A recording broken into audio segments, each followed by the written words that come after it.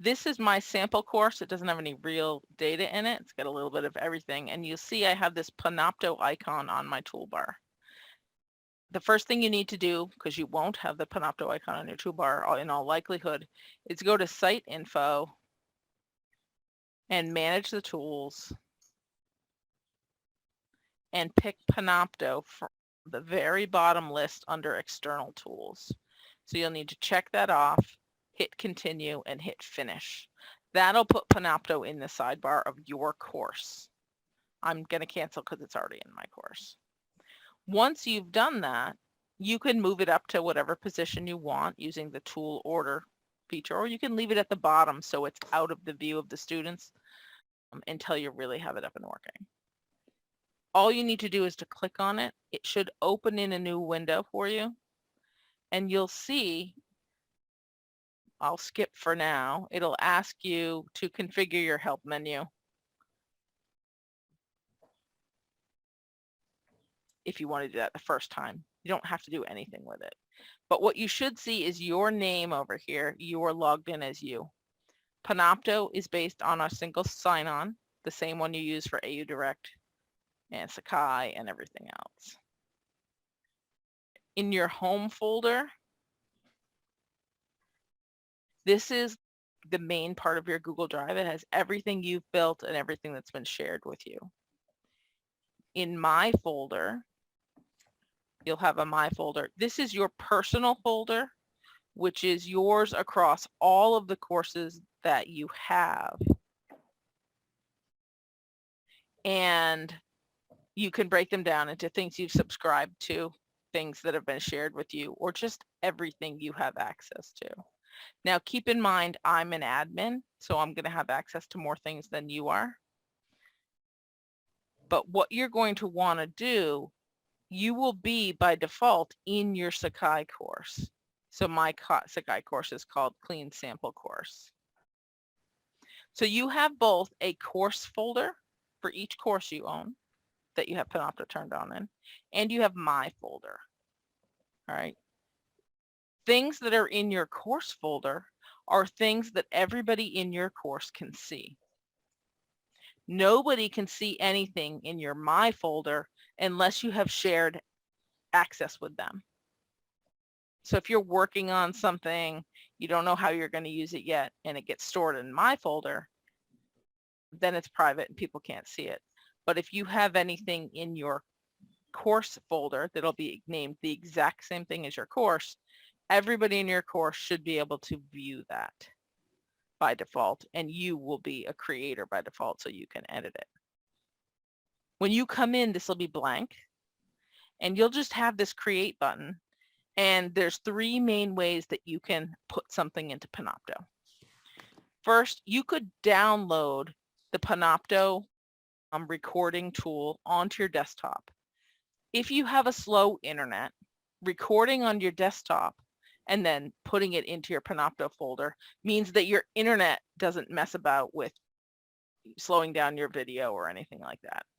If you have average or better internet speed, Panopto Capture is the easiest way to go. You click Panopto Capture. It says pick your audio, which will grab your mic automatically. Pick your video, it'll use your webcam automatically. And then you can pick a screen or an app that you want to share while you're recording your presentation. Let's say I wanted to share this. Then you just hit your record button and you start talking. And it will record three things. It records an audio file, it records your webcam, and it records your screen sharing all into one recording. I'll hit record. It gives you a 5-second countdown. This is a 3-second sample recording. And then you just hit stop when you're done. And it creates this video and uploads it to your course folder, if that's the folder you were in when you hit capture. I usually rename mine test recording, delete later. This will always say this up top. It is getting your video ready and you can close your browser window. So when you're done renaming this file, you could edit this file, you could add a description, you could share it right from here, or you can just wait. What I usually do is just close this tab and I come back to it once it's done processing to share it with people, to view it, to edit it, that sort of thing. The third way to add something to Panopto is using the upload media. If you or your students or your faculty, Jackie, recorded themselves in Zoom doing their presentation, or recorded themselves on their phone during their presentation because they're already familiar with how to do that and they didn't want to learn Panopto, they can send that video to you and then you can upload it into Panopto. They don't actually have to record it in Panopto for it to live in Panopto. So all of my old videos that I've done, that I've put on YouTube, in theory, I could download and upload and put in Panopto. I don't have to remake them. Okay. Bonnie, I have a question. Go ahead, Patty. If you wanted students to use Panopto, I mean, that's perfect. They can use it, correct? If it's in your course, they can make their own videos using Panopto. Is that correct or no? Yes and no. Oh, so okay, good to know. I won't think of any assignments where it's like use Panopto. Yes, do think of assignments where you can use Panopto. What we don't have is the answer to the question of the steps that you need to take to do that. But there are steps that you can take to allow students to create recordings as assignments in your Sakai course. The other thing is that every student has access to Panopto and every faculty member has access to Panopto in the services window. So they can go in and they can create something in my folder. So yes, students can create anything they need to in the Panopto My folder. You have to give them specific access to create something in your course folder because you don't want, by default, you don't want to just allow all students to create whatever they want in your Sakai course folder. So Panopto just makes you do something to allow that. I see. Okay. So Go ahead, Jackie. Yeah, I have a question because essentially I was thinking that this would be a great way for, and you've been in the program, to introduce yourself on a video. But I think prior to even joining the program, to ask them to figure out Panopto and they're still trying to figure out Sakai, if indeed they don't know about Sakai, sounds more challenging. And then if basically they're just creating a short video of themselves on their phone or on YouTube, but even on their phone, they could send me the link, right, from their phone, and I can just share that on Sakai as a Sakai link that they can download. Well, we have a tool that we recommend for video introductions called Flipgrid. Okay, so that's what you recommend then, the Flipgrid. Yeah, well, and the reason for Flipgrid is that it's very low barrier to entry. The faculty sets up the initial assignment, which says, please introduce yourself and da-da-da-da-da, and this is how long your video can be, up to 3 minutes, up to 5 minutes, or whatever. Everybody does it in that same place, and then all the videos live in the same place, and there's no other manual work that the faculty member has to do to collect a person's video or collect a person's link or make sure every student shared it appropriately so it would be visible to everybody, or force them to put it in a public place. With Flipgrid, you create a Flipgrid, you give people this secret code to become a member of that Flipgrid. They click record on the screen just like we did with Panopto. They record their response, they hit save, and they're done. And then they're all collected in one place. So for that particular activity, where you're having everybody answer the same question or everybody introduce themselves, we recommend Flipgrid. Okay. Does Flipgrid do like closed captioning or transcripts? That's a good question. I believe there's closed captioning, and they can reply in video to each other's videos. Oh, cool. So they can respond to each other. It's not really intended for like a threaded discussion. VoiceThread would be better for that. Panopto is particularly useful for lecture capture. okay, for the instructor or instructors to create lecture videos that live in the course folder and students can create them. It also does work for student assignments if, for example, they had to record themselves presenting their presentation or their slides so that everybody could see it. That would be an assignment that everybody could do, but it wouldn't be something maybe you want them to do the first class. The other thing you have to know about Panopto is the first thing a student needs to do in your class before they can view any of your Panopto videos is they have to click this Panopto link. What that does is it creates their Panopto account and gives them access to your videos. So if you made a video and you embed it on week 3, your week 3 page, and a person tried to access it, they couldn't access it directly right away. First thing they'd have to do is click Panopto and then go access the video. We have a snippet of text that we advise faculty to put above their first video that they need to show for Panopto that just tells the student, before you try to watch the video, click the Panopto link on the left and then come back here and watch the video, just to let them know. So, And Patty says, yes, by default, Flipgrid has closed captions. Perfect. Thank you, Patty. And I was thinking too, Jackie, for your women in leadership, like the symposiums, the residency, the workshops that you do on like Saturdays, you could, if you wanted to, you could have speakers record maybe 10 or 15 minutes, kind of like a micro lecture, and then students could watch it ahead of time. You come together and then you talk about it too. I mean, there's different applications if you wanted to use Panopto that way, and then bring them all together and have discussions too.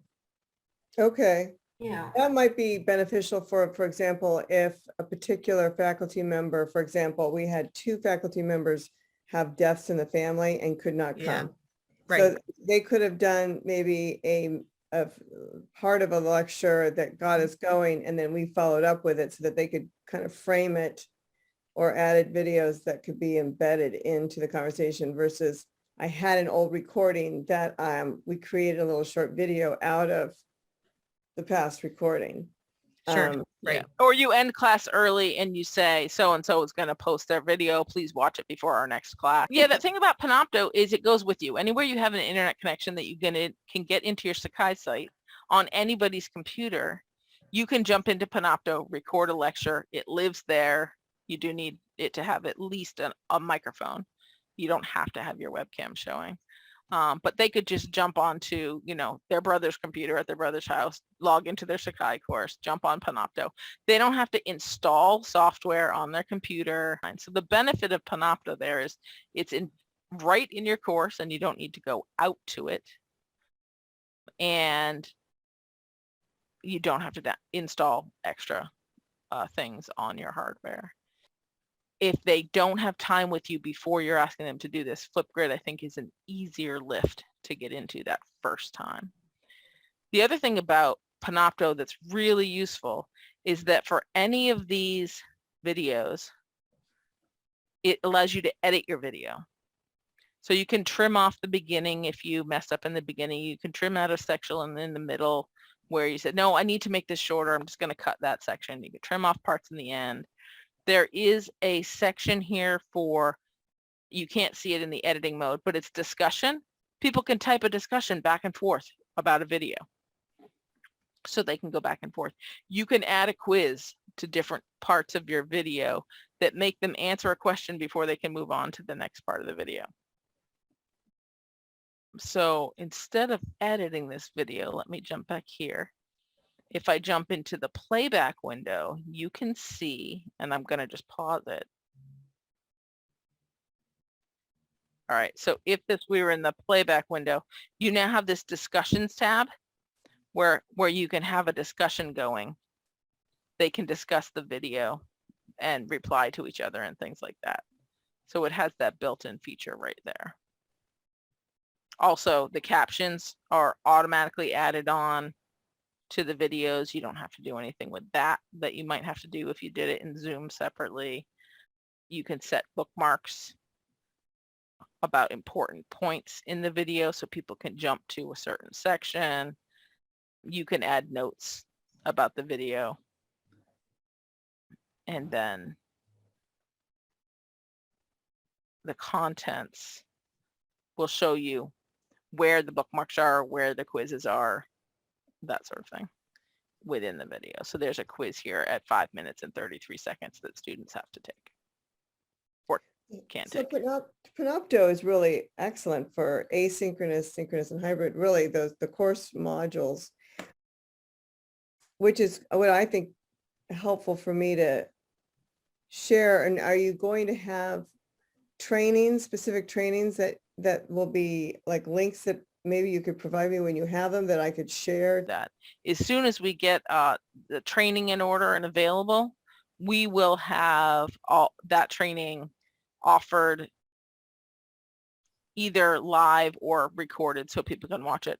For now, the Panopto website has all the training people need. You can go to their video tutorials page in the support website, and anybody at Antioch can watch the getting started video, how to record a video, how to edit a video, how to share a video.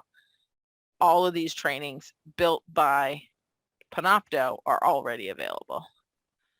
And those are all at support.panopto.com. And they are available, I believe there's a support link right here. Online documentation. Once you're in Panopto, just jump over to the upper right-hand corner and you can go to the online documentation site, which is also where you can find the video tutorials. Over the questions. And then the Panopto, I think it sounds like a really great thing for potential faculty in courses, but also for them to have access to this if they so needed to not, they couldn't attend or something came up, or they wanted to incorporate, like you said, Christy, a pre-video or assignment, which we've done, but they did it through YouTube and sent it versus Panopto. And that worked. But then, like, for example, the LinkedIn person had to get it accessed to send it because it was through LinkedIn. So we had this sort of a policy thing with that. The Panopto, what it is, it's a place to record it, edit it, and share it all in one place without having to move it. It also automates the captions. It offers discussions. It offers quizzes. And for faculty, it offers statistics on who watched it and how much of each video they watched. So you put that all in one place and you reduce the number of steps it takes for a faculty or a co-instructor to make a video for a class, ship it to the instructor uploads it to YouTube, the instructor shares it appropriately, copies the link, puts the link in Sakai. It just eliminates all those extra steps by allowing someone to do it right in Panopto. And they can play around by going to Panopto in AU Direct, and that'll put their test recordings into their My folder where the students can't see them yet. You know, so if anybody wants to mess around right this minute, student, faculty, staff, anybody, click Panopto in AU Direct and you can record your first video without feeling like it's going to be shared with anybody.